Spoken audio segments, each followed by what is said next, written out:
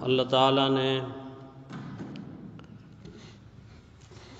حضرت انسان کو جب سے وجود بخشا ہے، تخلیق کیا ہے،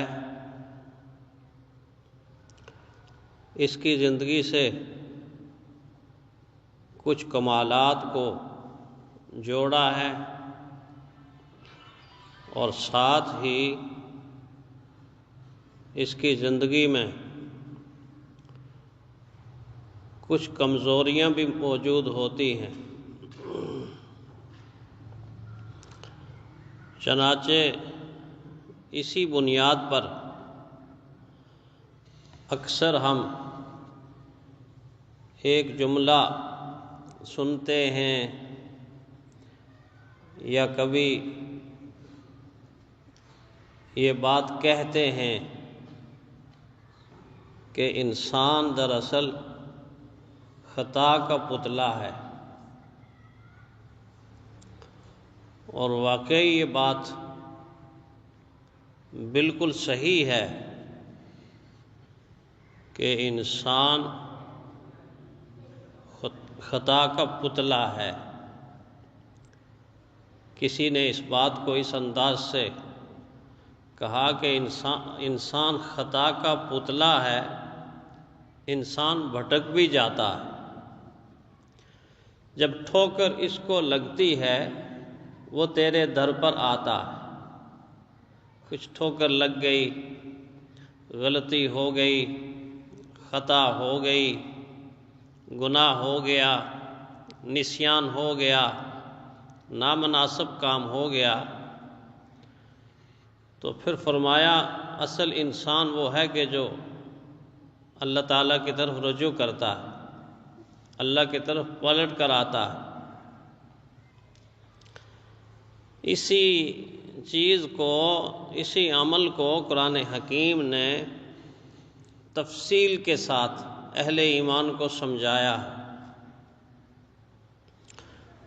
اور مثالیں دے دے کے سمجھایا تاکہ اس کا رویہ اس کے برعکس نہ ہو جائے، چونکہ دو رویے قرآن حکیم سے ظاہر ہوتے ہیں۔ ایک رویہ یہ کہ اگر کسی وقت غلطی یا نامناسب کوئی کام ہو جائے تو فوراً انسان کو اس غلطی کا احساس کر لینا چاہیے، اور دوسرا منفی رویہ بھی بتایا کہ پھر اس انسان کی بدقسمتی ہوگی، محرومی ہوگی، بہت بڑے نقصان کے اندر وہ انسان چلا جائے گا کہ غلطی پر غلطی کرتا جائے گا، غلطی کا احساس بھی نہیں ہوگا، اگر احساس ہوگا بھی تو وہ غلطی سے رجوع نہیں کرے گا، معافی نہیں مانگے گا۔ چنانچہ ایک رویہ حضرت آدم علیہ السلام کی ذات کے حوالے سے سمجھایا۔ حالانکہ اللہ تعالیٰ کے جتنے بھی نبی ہیں ان کو ہم معصوم عن الخطا کہتے ہیں، خطا سے معصوم۔ اللہ کے نبی گناہ سے معصوم۔ معصوم عن الخطا ہونے کے باوجود اللہ تعالیٰ نے نسل انسانی کے لیے کچھ ایسے عمل ان سے سرزد کروائے جس میں بہت بڑی حکمتیں تھیں اور آنے والے لوگوں کے لیے نصیحت اور عبرت کے پیغامات کے دروازے کھلنے تھے، اور بظاہر جب وہ عمل انسان دیکھتا ہے تو سوچتا ہے ایسے کیوں کر دیا، ایسے کیوں ہو گیا، ایسے تو نہیں ہونا چاہیے تھا۔ جب اللہ نے کہہ دیا تھا وَلَا تَقْرَبَا هَٰذِهِ الشَّجَرَةَ، اے آدم آپ اور آپ کی اہلیہ محترمہ اس درخت کے قریب نہ جانا، وَكُلَا مِنْهَا رَغَدًا حَيْثُ شِئْتُمَا، اس کے علاوہ جہاں سے چاہو من بھر کے کھاؤ، جی بھر کے کھاؤ، جتنا تمہارا دل کرتا ہے، جہاں سے تمہارا جی چاہتا ہے، پھلوں کو توڑو، اس کو استعمال کرو، ولا تقربوا هذه الشجرة، اس کے قریب نہ جانا۔ تو ذہن کے اندر یہ سوال اٹھتا ہے کہ پھر اس کے بعد نہیں جانا چاہیے تھا۔ ایک بات تو یہ ہے کہ اللہ کی تقدیر کا کوئی مقابلہ نہیں کر سکتا، جو لکھا گیا ہے وہ ہونا ہوتا ہے، اور اس ہونے کو کوئی ٹال نہیں سکتا، اللہ ہی ٹال سکتا ہے اگر ٹالنا چاہے تو۔ اللہ اس چیز پر قادر ہے کہ اپنی تقدیر کو تبدیل کر دے۔ بندے کے بس کے اندر یہ بات نہیں، مخلوق میں یہ بات نہیں۔ اور دوسری بات یہ کہ اگر آدم علیہ السلام سے اس طرح کا کام سرزد نہ ہوتا تو ایک امکان یہ بھی تھا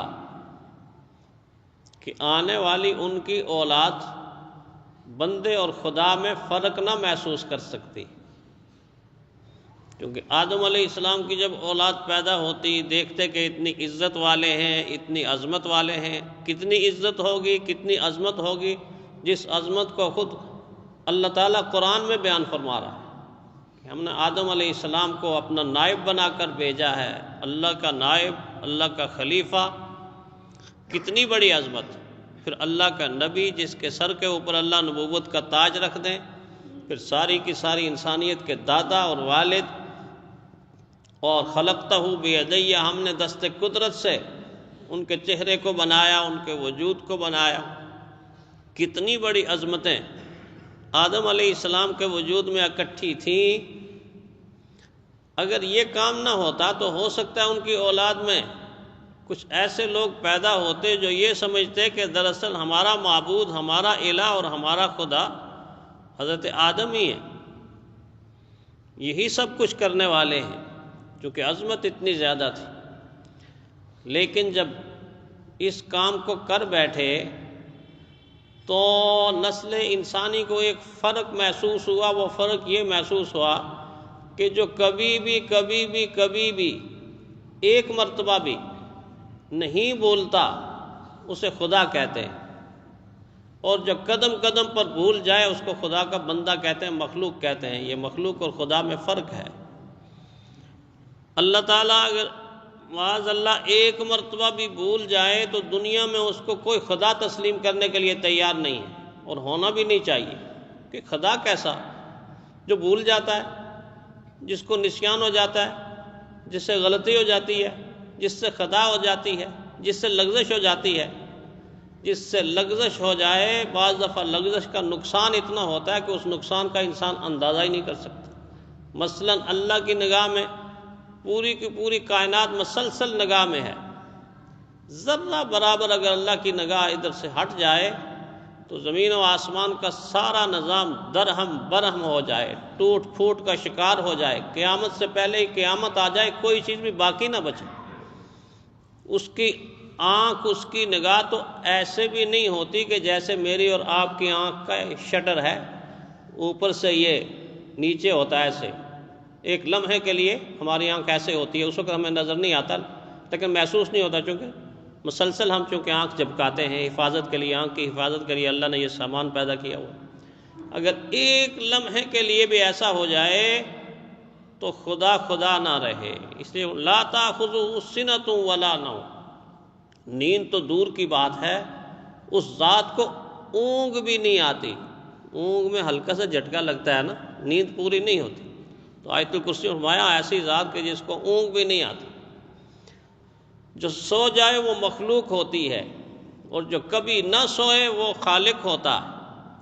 جو سلا دے وہ خالق ہوتا ہے، اور جو سو جائے وہ مخلوق ہوتی ہے۔ جو نہ کھائے اور کھانے کے بغیر الحی بھی ہو، زندہ بھی ہو، القیوم قائم بھی ہو، وہ خالق ہوتا ہے۔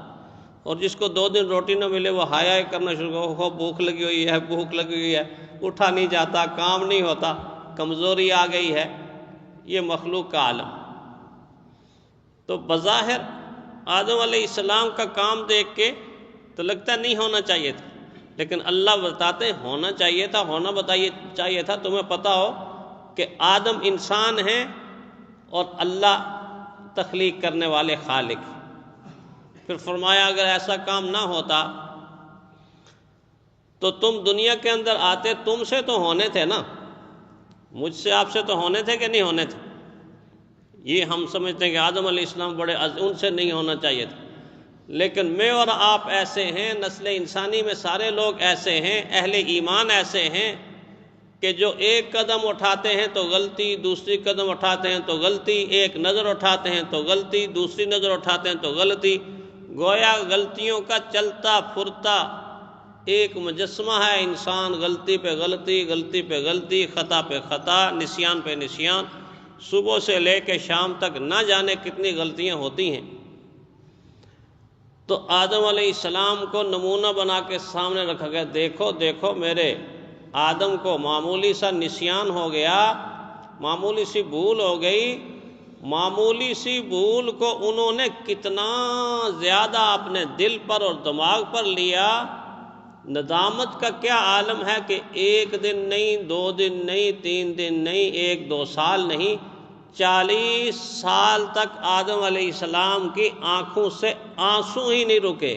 کیوں ہو گیا؟ کیوں ہو گیا؟ کیوں کر لیا؟ یہ نہیں ہونا چاہیے تھا، اللہ نے منع کیا تھا۔